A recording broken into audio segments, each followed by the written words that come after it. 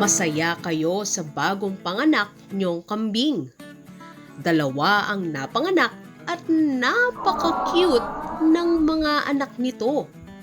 Ang tanong mo ngayon, kailan kaya magbuntis ang kambing mo?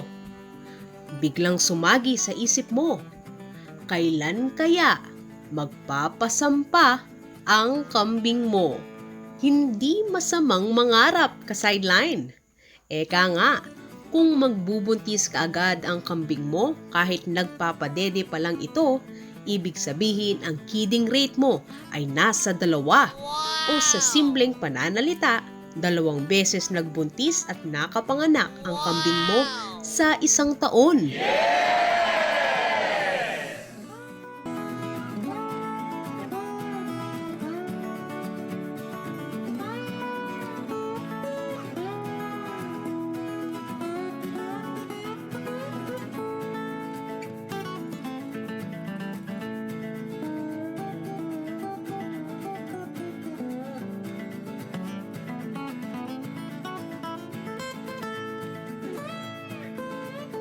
Pwede bang magpasampa ang kambing mo kahit nagpapadede pa lang?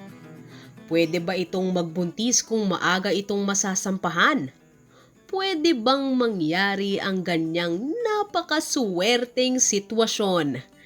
Importanteng mapag-usapan yan ka-sideline dahil pag nangyari, pwede mong kitain ang 16,000 pesos. Tiba-tiba ka, di ba? Oh, yeah.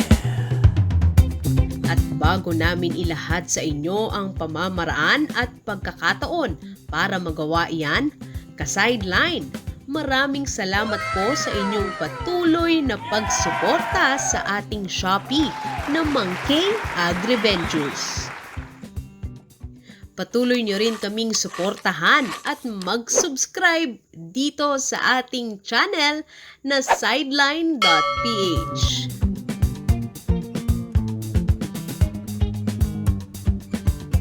Monkey, agad-agad? Hindi pa namin nasaksihan ang ganitong pangyayari sa loob ng 1 hanggang 3 linggo. Ito kasi ang panahon kung saan ibinabalik pa lang ng inahing kambing ang sarili nito sa normal.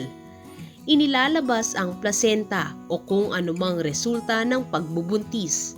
Pero posible pong mapaaga ang pagpapasampa kung nasa magandang kondisyon ang inyong kambing.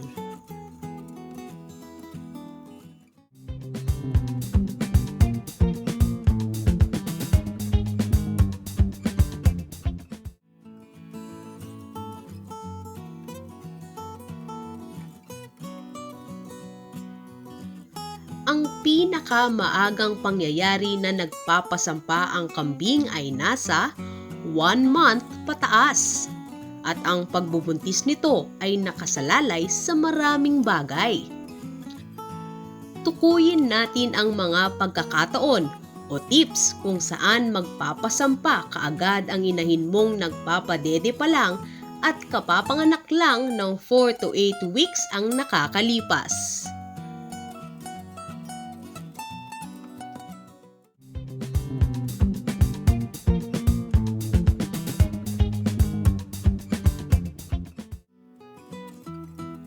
Dapat palaging busog ang inahing kambing.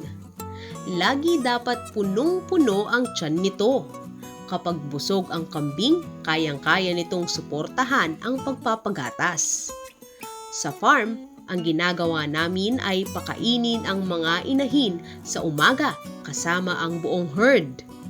At pakainin din ng hapon kasama naman ang kanilang mga anak, para maitrain din nila ang mga anak sa pagkain ng damo.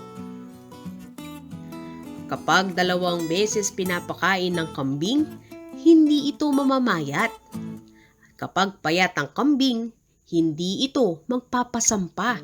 At kung masampahan man ito, ay malamang hindi rin magtutuloy ang pagbubuntis.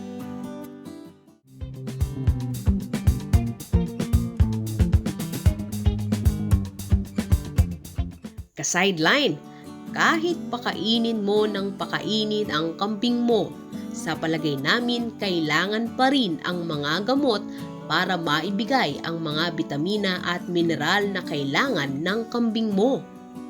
Pansinin niyo ang komento ni Donel Beltran. Ang kawalan ng kintab ng balahibo ay pahiwatig ng kakulangan sa bitamina at mineral. Heto ang maaari niyong sundan para lumaki ang pagkakataon nyo na maaga ang pagpapasampa ng inyong inahing kambing. 15 to 20 days bago manganak. Magturok ng 3 to 5 ml na DCM, depende sa kondisyon ng kambing. Day 1, araw ng panganganak. Magturok ng Oxyvet at B-complex. Ang B-complex ay kung nahirapan lang sa panganganak.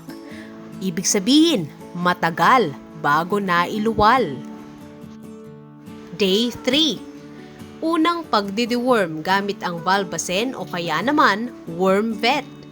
I-deworm gamit ang Valbacen o kaya naman WormVet at matapos nito, bigyan ng Ginkferon Iron ang inahing nanganak. Day 15, pagdeworm muli gamit ang Valbacen o kaya naman WormVet.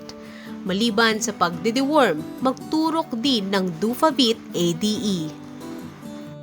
Day 30, pagbibigay ng minerals. Magturok ng 3 to 5 ml na DCM depende sa kondisyon ng kambing. Day 45 hanggang Day 55, pagbibigay naman ng vitamins. Bigyan muli ng Dufavit ADE ang inahing kambing. Ka-sideline, isang munting babala pagkatapos masampahan.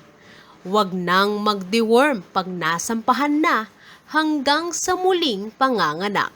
Tandaan ka-sideline, huwag nang mag-deworm pag nasampahan na hanggang sa muling panganganak.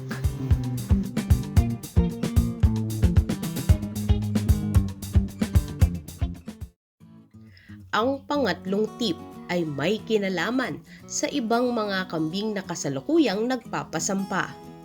Base kasi sa naging pag-aaral ng Picard, ang dumalagang kambing na hindi nagpapasampa o ni minsan hindi pa nag-estrus ay pwedeng i-induce sa pamamagitan ng pagsama nito sa ibang inahin na nagpapasampa ng hindi bababa sa 24 hours sa isang malamig at medyo madilim na kulungan.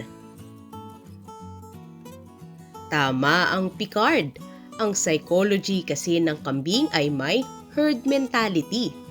Gagayahin ang ginagawa ng iba. Iyan ang dahilan kung bakit maiging isama ang kambing na kasalukuyang nagpapadede sa mga kambing na kasalukuyang naglalandi.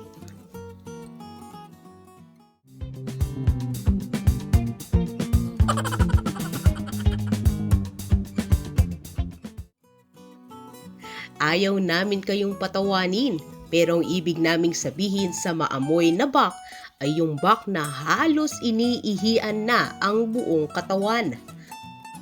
Madaling malaman ang buck na ito sa amoy at kahit sa balahibo nito, malagkit kapag hawakan.